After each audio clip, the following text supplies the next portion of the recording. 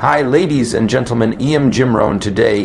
Here for you. Let me begin by saying, happiness is not something you postpone for the future. It's something you design for the present. Let me tell you something simple but powerful. You were not meant to drift. You were meant to design. Life is not an automatic journey. It's not something you just go through. It's something you build. Most people are like boats without a rudder, floating wherever the waves of circumstance take them. They wake up, go to work, come home, eat, sleep, repeat, and then wonder why they feel empty, why the years seem to blur together with no color, no meaning. But here's what I've learned. Happiness doesn't come from doing more. It comes from doing what matters on purpose. Designing your life means you're in the driver's seat.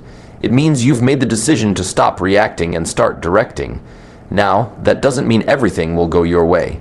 But it does mean you'll know where you're going, and that changes everything. Most people don't plan to fail. They just fail to plan. If you don't decide what you want your days to look like, someone else will.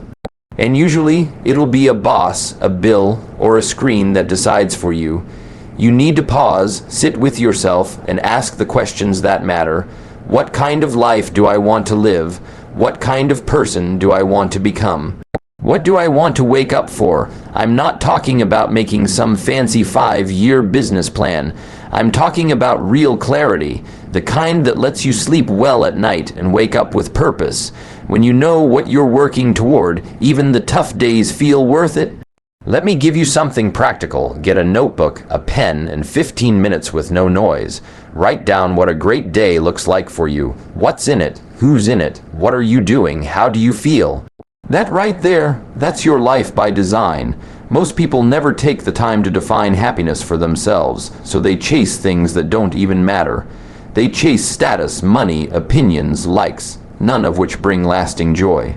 But when you define your version of a meaningful life, you give yourself a compass. Now, clarity alone isn't enough.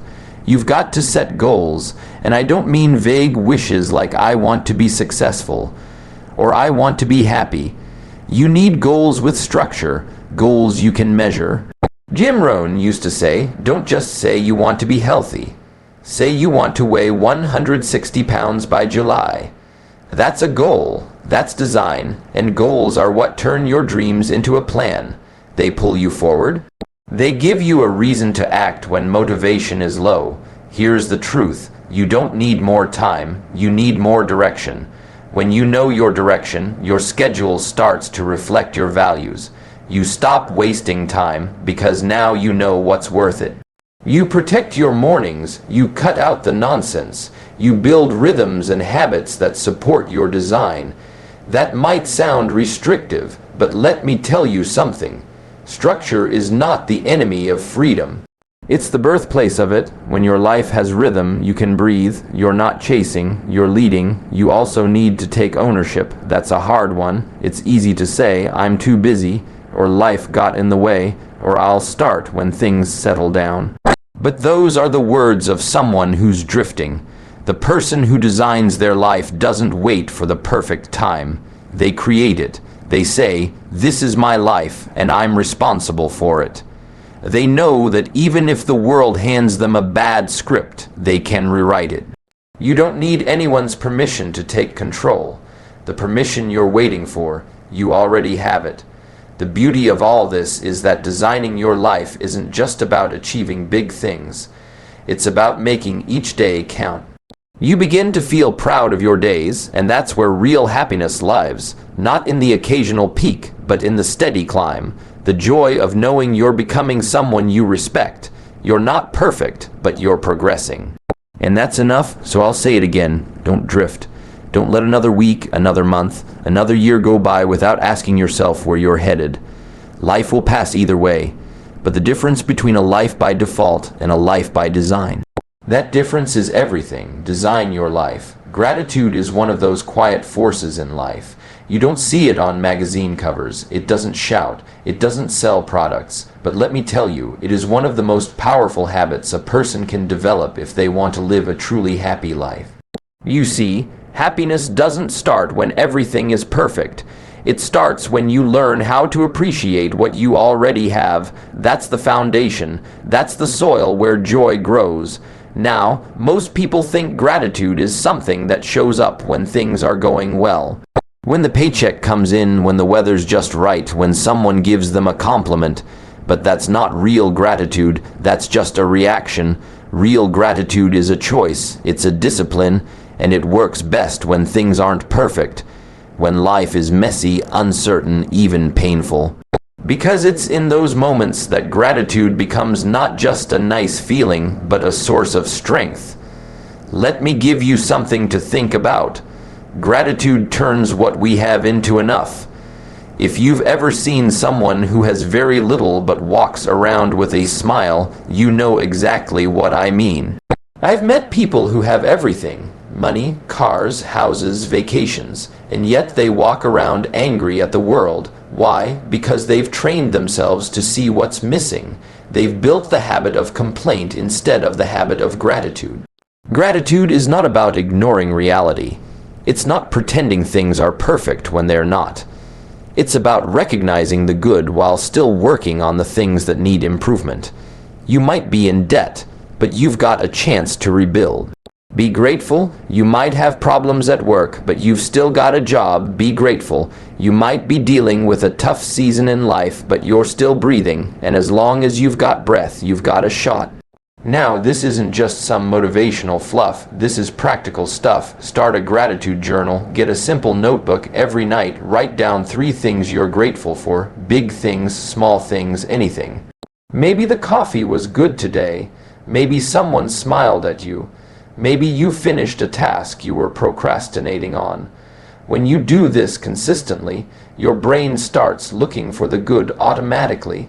You train your mind to find the gold in the dirt. You see, the mind is like a camera. It captures whatever you point it at. If you focus it on problems, you'll find more problems. If you focus it on blessings, you'll find more blessings. You get to choose the lens, and once you start living with gratitude, you'll notice something incredible. You'll complain less, judge less, compare less, and you'll enjoy more, give more, and smile more. That's not magic, that's mindset. And here's the beautiful part gratitude multiplies. When you're grateful for what you have, you naturally attract more of what you want. Why? Because people are drawn to those who live with appreciation. They want to help them, work with them, be around them. Gratitude opens doors, it opens hearts, it's magnetic. People can feel it. Another thing gratitude does, it softens you. It keeps you grounded. In a world that constantly tells you you're not enough, that you need more, do more, be more, gratitude says you're okay. Right here, right now, you have something worth celebrating. That kind of peace is rare, and it's powerful. Now, I won't lie to you. There will be days when gratitude feels hard, days when nothing seems to be going your way. On those days, you'll be tempted to throw in the towel, to focus only on what's broken. But those are the days gratitude matters most. That's when you dig deep and say, even now, even here, I can find something to appreciate. Maybe it's the lesson. Maybe it's the strength you didn't know you had. Maybe it's just the fact that you made it through the day. That counts. The happiest people aren't the ones with perfect lives. They're the ones who have decided to see their life as a gift. Every moment, every challenge, every little joy. They've made peace with imperfection and chosen appreciation over anxiety. You can do the same. Start small, speak it out loud, write it down, live it daily, and before long, you won't just be thinking grateful thoughts, you'll be living a grateful life. And let me tell you, that's where true happiness begins. Not in more things, but in more thanks. Gratitude, it's simple, it's powerful, and it changes everything. Let me share something with you that might sound simple, but is often overlooked in the hustle of life. The quality of your relationships is one of the most important factors in your happiness. It's not the size of your bank account. It's not the car you drive. It's not even the job you have. At the end of the day, the people you surround yourself with, your family, your friends, your mentors, your colleagues, these are the real treasures of life. They're the ones who shape your mood, your mindset, and your meaning. Now, Jim Rohn famously said, "You are the average of the 5 people you spend the most time with." Think about that for a moment. Who are the 5 people closest to you? Are they lifting you up, encouraging you, pushing you toward your best self? Or are they pulling you down, filling your head with doubt, criticism, or negativity? Because the truth is, the people in your circle influence how you see the world, how you see yourself, and ultimately how happy you are. Investing in relationships that matter means choosing to spend your time and energy on those connections that bring value, joy, and growth, not just convenience or habit. It means understanding that relationships are not a one-way street. You can't just take, you have to give. You have to show up, listen, encourage, and sometimes forgive. And in return, those investments build trust, deepen bonds, and create a network of support that carries you through life's challenges. I want you to think about the people in your life. Are you truly present with them? Or are you distracted by your phone, your work, your worries? Relationships require attention. Just like a garden, if you don't water them, if you don't care for them, they wither. But when you nurture them, when you take time to really connect, you build something that lasts, a source of happiness that no money can buy. And this investment doesn't always have to be grand gestures. Sometimes it's the small things that matter the most, a genuine compliment, a phone call just to check in, a listening ear when someone needs to talk, a shared laugh. These are the moments that stitch the fabric of close relationships together. The quality of your life often depends on how much you're willing to show up for others in these small, meaningful ways. Also, don't forget that investing in relationships means choosing wisely who you let into your inner circle. It's not about quantity, it's about quality. You don't need 100 acquaintances. You need a few genuine connections. People who celebrate your wins, challenge you to grow, and stand by you in hard times. Sometimes that means letting go of relationships that no longer serve you or that drain your energy. That can be hard, but it's necessary. You can't pour from an empty cup, and you can't thrive in relationships that pull you down. Another key to investing in meaningful relationships is communication. The old saying is true: we have 2 ears and 1 mouth so that we can listen twice as much as we speak. Listening is a powerful gift. When you listen fully, without judgment or interruption, you create space for trust and understanding. You show the other person that they matter, and when people feel valued, they open up. That's where real connection happens. And connection, my friends, is where happiness lives. Don't underestimate the power of forgiveness either. Relationships aren't perfect. People make mistakes. Sometimes they hurt us unintentionally, but holding on to grudges only hurts you. Forgiveness frees you. It lightens your heart. When you invest in forgiving, you invest in your own peace and happiness. That doesn't mean you forget or excuse bad behavior, but it means you choose to release the weight of bitterness so you can move forward. Also remember, investing in relationships is a two-way street. If you want to receive support and kindness, you must be willing to give it first. Show up, be dependable, celebrate others' successes as if they were your own. When you give without expecting, you create a positive cycle that brings joy to everyone involved. Sometimes people think they're too busy to invest in relationships. I understand life can get hectic. But I'll tell you this, if you don't make time for the people who matter now, you might find yourself alone when you want connection the most. Prioritize your relationships like you would your health or your finances, because they are just as important, if not more. And let me add this: relationships teach us about ourselves. They challenge us to grow, to become more patient, more compassionate, more understanding. When you invest in others, you also invest in your own character and happiness. It's a win-win. So take a moment today and think about who you're investing in. Are you nurturing those relationships that bring out the best in you? Are you showing appreciation to the people who have been there for you? If not, start now. Send that message, make that call, plan that visit. A happy life is built on a foundation of strong, meaningful relationships. It's in the laughter shared, the shoulders leaned on, and the hearts connected. Remember, you are the company you keep. Choose wisely, invest deeply, and watch how your life transforms. Not just because of what you achieve, but because of who you walk alongside. Life is a constant process of growth. That's just how it works. You either move forward or you fall behind. There is no standing still. Every day you have a choice, grow or die. Now, don't take that literally like physical death. I'm talking about the death of your spirit, your potential, your happiness. When you stop growing, you start shrinking. Not just in your skills or knowledge, but in your enthusiasm, your confidence, your joy. Growth is life, stagnation is slow death. Jim Rohn used to say, if you're not willing to risk the unusual, you'll have to settle for the ordinary. And that's exactly the point. Growth requires risk. Growth requires discomfort. Growth means stretching beyond what feels safe or easy. But here's the good news. Growth also means progress, fulfillment, and the kind of happiness that comes from knowing you're becoming better than you were yesterday. Think about a tree in a forest. If it stops growing, it starts to rot. It becomes vulnerable to disease and decay. But if it keeps reaching for the sun, keeps pushing its roots deeper, it grows stronger and more resilient. You are like that tree. Your mind, your skills, your character. They need constant nourishment and challenge. If you neglect that, you'll find yourself stuck, frustrated, and unhappy. The choice to grow is just that, a choice. Nobody can force you. Nobody can do it for you. Growth comes from within. It's a decision to take responsibility for your life, to seek improvement in every area that matters.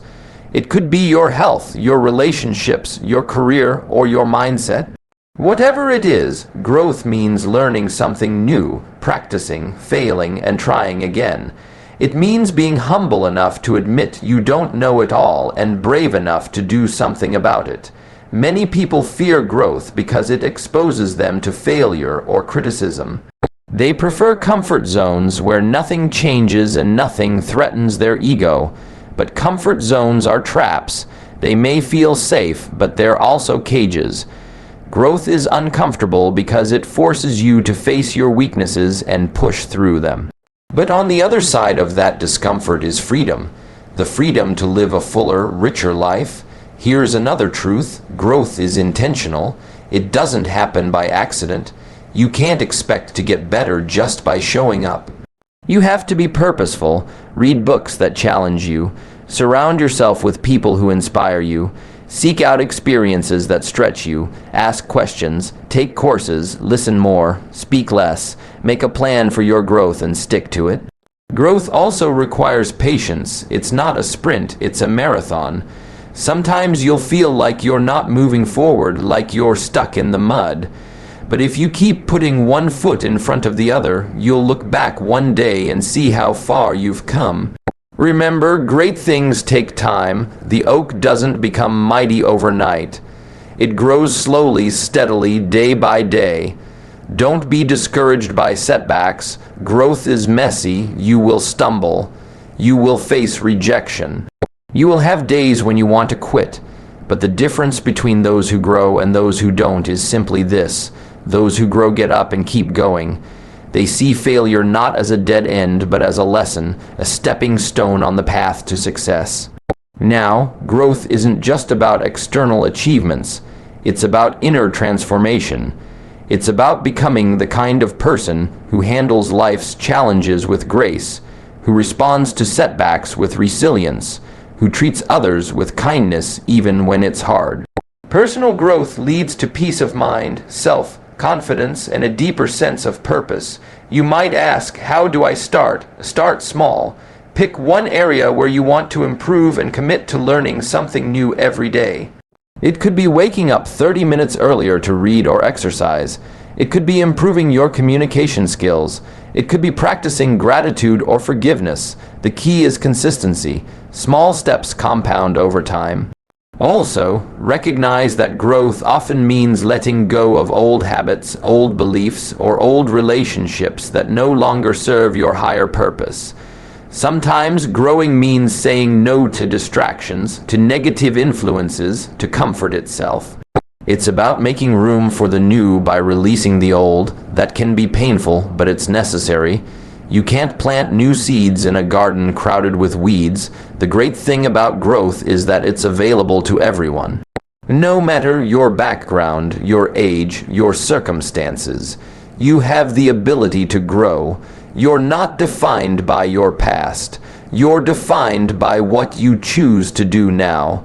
Growth is a gift you give yourself. It opens doors you didn't know existed. It expands your opportunities. It changes your world. Remember, the choice is yours every single day. You can decide to grow, or you can decide to stay where you are. But understand this, if you choose to stay still, life will keep moving.